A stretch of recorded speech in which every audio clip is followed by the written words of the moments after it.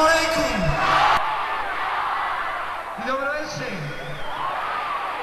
Ja sam sanjao mnoge snove, ali mislio sam da mi se ovaj neće ostvariti. Došao sam da vam se poklonim, vama najvećim od najvećih.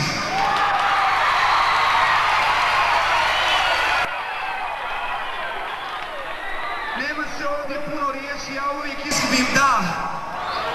I nemam niću kad imat pjesama da vas opjevam. Ali znam jedno, da ste najsjajniji biser u kruni Bosansko-Hercegovačkoj. 10 godina od kad sam prvi put uzeo gitaru u ruke sam podijelio stotine i hiljade autograma. Ali sam danas prvi put u životu žarko želio da i ja dobijem jedan autogram. I dobio sam autogram od generala Durakovića. Dobio sam autogram od svoje krajine i nosit ću ga dok sam živ sa sobom. Hvala vam za sve. Hvala vam za ono što ste učinili za Bosnu i Hercegovinu. Ali znajte da rat još nije gotov.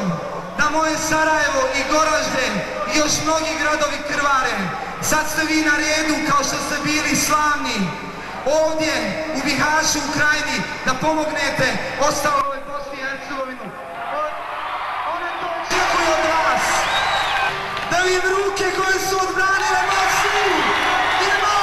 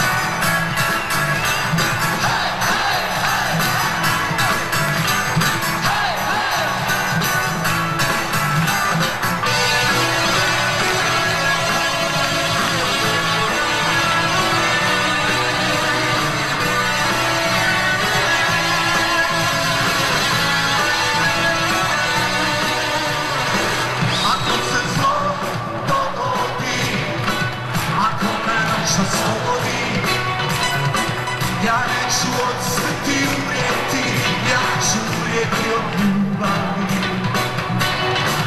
Ja neću od smrti umrijeti, ja ću umrijeti od ljubavi.